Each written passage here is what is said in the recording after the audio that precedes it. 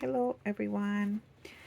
I have the proofs for my journal here for the 2024 version of the journal. There's a few things that I will be updating before well, this one I already updated. There are a few things I will be updating obviously before I order the ones that people will be receiving. This is just my copy, and I didn't realize that my cover didn't go through all the way. So there's two versions right now. There's a coil bound version, which you have to pre-order with me, and then there is this paperback version, which is available to purchase already on Lulu, and the most updated version is on there already. So I fixed the making sure that the color of the cover goes all the way through, and I added the name of the journal here as well. So I wanted to do a quick comparison of the differences between this year 2023 and next year's journal, just so you can get an idea of what will be different and what's new and what will be the same. So I'm going to see if I can do this in one screen. So maybe I'll put them up here a little bit. Well, maybe the first difference is that this year the 2023 version was very large. There were like 380 pages, and next year's edition is slimmer. There's 222 pages, I believe. I'm glad that the size is less because it was quite a big journal, and the changes I've made, I think, will help with having the journal be more focused, but also there won't be like a lot of repetition. Some things started to repeat themselves for me, so that's why I have consolidated a few things. So I'll start off with the beginning of the journal. This is pretty much the same. The only difference is that I added my name and changed the year. I also added a copyright information as well as more information like a letter from me. There's space for you to talk about your to put your name on the journal and then set an intention for yourself for the year. So the creative intentions for 2023 page is this one. The letter to yourself is still here, as is the page to create a vision board for yourself. The self-portrait page used to be a monthly page, and I moved it to be just a yearly page because it made sense. Sometimes I know a lot of people don't use the self-portrait page, and I know I wasn't making self-portraits every year or every month, but I think at least once a year is a good practice. So the letter is still there, and this page about how to create a sacred ritual and space is still there. This page, the fabulous list for when you feel stuck, is a page that was in the monthly spreads. So I pulled it out so that you can make one list for yourself and just refer back to it whenever you feel stuck. So now we're getting to the beginning of the monthly spreads, which is where the most difference will be seen. And this one is empty because I started on my larger journal that was 8.5 by 11 inches, and then in May, I think, in May is when I moved into this one just to try out the smaller version. So I'll just flip through this one because it's empty, and that way my private business is not going to be out there. So I hope that this is working out. I wanted to do like a side by side like this comparison, but the screen on my phone is not wide enough. So we'll make this one work. Okay, so the beginning of the journal for each month used to look like this. A space to write, space to track the new moon, full moon, your intentions, and astrological transits, and then some space to journal. So this year, I decided to make the moon cycle be more prominent because you can set your intentions with the moon cycle. And this is a practice that I do, which is why I wanted to um, just make it more like consolidate some of these pages that repeat themselves. So this page spread is in the old journal, but it was just later in the month. So now you can start your month with the new moon, or you could still start on January 1st and then just date the phases and come back and fill in how you're feeling at each phase of the moon in your notes and observations. But you could also start on the new moon and set your intention that way. So the next page on the monthly spread is a little different this time around. I have these 12 spreads for each of the zodiac signs when their season starts, and these spreads were created by my friend Renee. She is the Oracle Portal on Instagram. I'll put a link to her Instagram below. She contributed 12 spreads, so they are the ones that you will be seeing here. So as I mentioned, the Communing with the Muse spread is still here. I just moved some pages around. For example, the daily tracker was not next to the Communing with the Muse spread, but I really like this change because here you will receive your message from the Muse and then take notes about how to take creative action, and then you can track those creative actions right here on the daily tracker.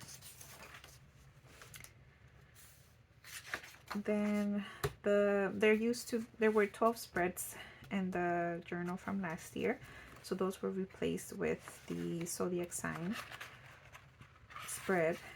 And if you are interested in getting these spreads and just journaling with them, I think I'm gonna make a free PDF and share it on my website.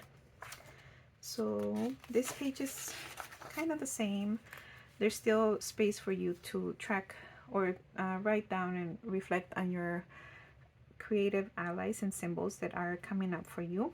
So there's space for your crystal ally for the month, plant ally for the month, and your animal ally. And then there's space for you to write down other personal symbols and images that are coming up for you. So this page is pretty much the same. The daily tracker moved to the earlier, like I shared. Then this page in the Temple of the Imaginal, it kind of combined a few different things that for me felt like they belonged together.